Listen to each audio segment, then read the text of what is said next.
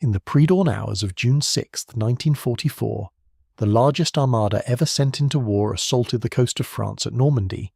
A combined Allied force comprising more than 5,000 ships, 10,000 airplanes, and 200,000 men began the liberation of Europe, which culminated in the surrender of Germany almost 1 year later. Even as the Allied troops waded ashore against Fortress Europe, the high command of the German military still believed that the invasion was a feint, and that the real invasion would come at the Pas de Calais, almost 150 miles northeast of Normandy, near the Straits of Dover. What the Germans did not know was that, for months, the Allied High Command had fashioned an elaborate deception operation to fool them into believing the invasion would take place at the Pas de Calais, not Normandy. One of the most valuable double agents the Allies had in their deception operation against the Germans was a Spaniard named Juan Pujol García, to whom the British assigned the codename Garbo. It is not a stretch of the imagination to say that, if not for the inventive efforts of Garbo, the Battle of Normandy and perhaps the outcome of the war would have been in doubt. Juan Pujol García was 30 years old when he began his career as a spy for the Allies. A chicken farmer who aspired to more lofty heights, he served a brief time in the Spanish army in a cavalry regiment, but found army discipline not to his liking. When the Spanish Civil War started in 1936, he was called up for service but did not show up. Instead, he hid in the home of his girlfriend's parents, was arrested, and escaped. He then got a job managing a poultry farm near the French border, but soon left. Garcia then joined the forces under nationalist Francisco Franco, where he worked as a signal corps operator. His stay with Franco's troops was short, as he deserted his post to cross into the Republican lines. He was put in jail, interrogated, and released after the war ended. He was sick of the fascists and wanted to do his job as a patriot. The only way to do so was to offer his services to the British as a spy. To do so, he enlisted the help of his wife, Araceli. In January 1941, Araceli approached the British embassy in Madrid, offering her husband services. Her offer was refused. In his memoirs, Garcia wrote, "I decided to prepare the ground more carefully before I approached them again." His next move was to go to the German embassy in Madrid and offer his services as a spy in either Lisbon or England. He met with Gustav Leisner, chief of the Abwehr, the German military intelligence organization. Leisner told Garcia that he was not interested in having him work in Lisbon, but if he could make his way to England, then he might be interested in having Garcia work as a German agent. After a few days of instruction in the techniques of spying, Garcia was told not to engage in any espionage work in England. Instead, he was to recruit agents and was given an accommodation address in Spain where he should send his secret messages. On July 12th, the Garcia family left for Lisbon and then for England, or so the Germans believed. For 9 months, Garbo lived in Lisbon and sent reports back to Germany. For a man who had never been to England before, Garbo did a fantastic job fooling the Abwehr into accepting his bogus information. Garbo said that he had recruited 5 agents, all fictitious for his network, dubbing them J1 to J5. He gave them false identities, such as a Portuguese man named Carvalho, a Swiss man named Gerbers, and an unnamed man from Venezuela. Another man recruited by Garbo was Fred, who came from Gibraltar. This came to be known in the spy business as creating notional agents. That is, identities created to transmit fabricated information. Since Garcia was not really in England, he had to devise a way to gather information that would be good enough to fool the Germans. He went to the Lisbon Public Library and studied the shipping schedules published in the newspapers. He also read a tourist map of England describing all the cities and towns, especially those on and near the British coast, where any invasion of France would likely originate. Garbo said that he had recruited his agents while on various trips across England. Garbo's false data was so good that he received the following cable from the Abwehr: "Your activity and that of your information gave us a perfect idea of what is taking place over there. These reports, as you can imagine, have an incalculable value, and for that reason I beg of you to proceed with the greatest care so as not to endanger in these momentous times either yourself or your organization." The Führer's solution lay in his reliable panzer brigades, stopgap measures originally designed for the Eastern Front. Like a panzer division, these brigades had 2 battalions of panzers, one battalion equipped with long-barreled Mark IVs, while the other operated Mark V's Panthers. Each type mounted a high-velocity 75mm cannon. Unlike a typical panzer battalion within a division, which had 4 panzer companies, each battalion in these panzer brigades had 3 companies, and each company had 3 platoons. At full strength, each platoon had 4 panzers, and each company command section had 2 panzers, bringing each company's total to 14. Together, each battalion had over 40 panzers, and each brigade had over 80 panzers at full strength. According to General Horst Stumpf, the 3 brigades, 111 to 113, were consequently, measured by Western Front standards at that time, extraordinarily well equipped with armour. However, unlike the panzer divisions, the panzer brigades had only 1 regiment of panzer grenadiers. The single panzer grenadier regiment had 2 battalions, each with 3 motorised infantry companies. While a standard panzer division had 4 battalions of infantry, the panzer brigade had half that number. The panzer brigades also lacked an artillery regiment, hence they had to rely on corps assets for indirect fire support. Even worse, each brigade had only 1 reconnaissance troop with just 2 platoons, while a panzer division typically had an entire squadron of reconnaissance vehicles with 5 scout troops. Bereft of reconnaissance units, the panzer brigades would likely be bumbling around the battlefield blind, and this lack of resources would come back to haunt them. The shortages of artillery tubes and reconnaissance units were not the only shortcomings hampering the panzer brigades. They also were deficient in headquarters staff.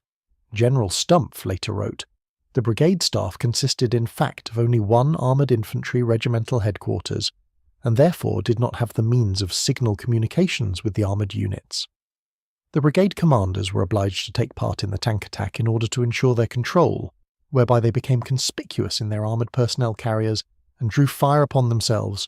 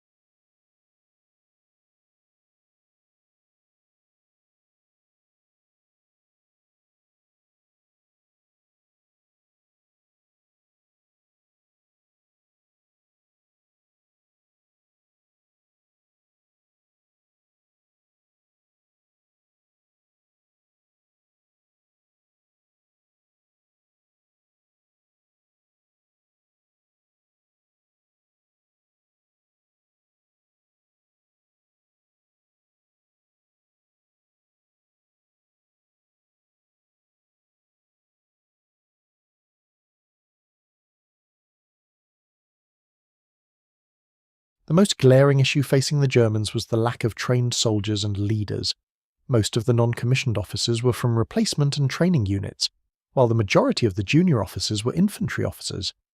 According to Stumpf, these junior officers had no idea of the commitment of motorised formations. Even worse, the panzer brigades were organised just at their points of assembly immediately behind the front line, and had therefore never been able to hold combined exercises and give the commanders experience facing these newly constituted panzer formations. With their lack of resources and lack of trained personnel, were the armoured divisions of Patton's Third Army. Leading the way was the 4th Armoured Division under the command of Major General John Wood. In contrast to the new panzer crews and panzer grenadiers in the panzer brigades, many of the tankers and infantrymen of the 4th Armoured Division had been training together since 1941. Moreover, the division had been fighting almost non-stop since mid-July. These armoured formations were battle-hardened and at the top of their game. Unfortunately, many of the tanks in the 4th Armoured were the ubiquitous M4 Sherman, which mounted a short-barrelled 75mm gun. Against the long-barrelled Mark V and Mark V Panthers, the M4 was at a distinct disadvantage. His gun had lower muzzle velocity and could not penetrate the frontal armour of a Mark IV at distances greater than 1,000 metres. Against a Panther, the disparity was even worse. The M4's stubby 75mm had trouble penetrating the front glasses of a Panther, even at point-blank range. In contrast, the 75mm KWK-42 of the Mark V Panther could penetrate the frontal armour of a Sherman from 2,000 metres. In the ensuing battle, one question was at the forefront. Would American training and organisation overcome German technology? On September 5, 1944, Patton found some gasoline for his tanks and ordered his 12th Corps, under the command of Major General Mantinus Eddy, to push across the Moselle River and head east toward the Rhine. Eddy instructed his 81st Infantry Division to leap the river north of Nancy, France, but the German defenders threw the 81st back with little trouble. It was obvious now to Eddy that the Germans had used their downtime wisely, while the Americans were securing supplies. Crossing the Moselle River would now require all of the Corps' assets. General Eddy and General Wood devised a plan.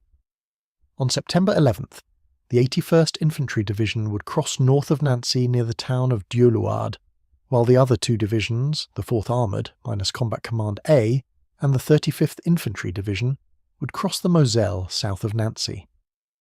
In the meantime, Combat Command A, under Colonel Bruce C. Clark, both German armies fell under the command of Army Group G. Realizing the precariousness of the situation, Colonel General Johannes Blaskowitz, the commander of Army Group G, had no choice but to commit the newly reorganized 5th Panzer Army to battle under the command of General Hasso von Manteuffel. For Manteuffel and Blaskowitz, the only realistic option was a massive counterattack.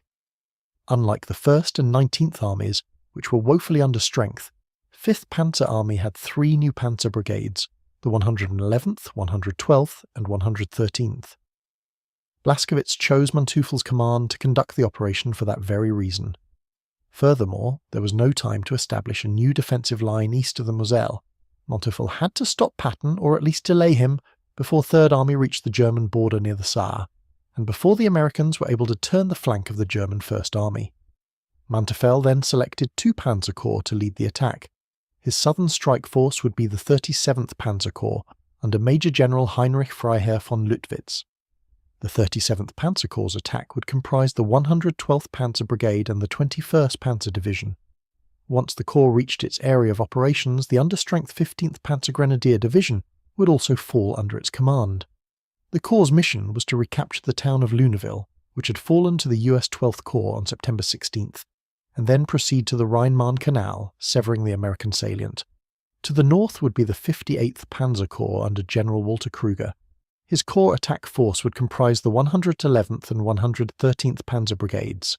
Its mission was to delay the enemy, CCA, advance as far to the west as possible, and north of the Rhine-Marne Canal with the 113th Panzer Brigade.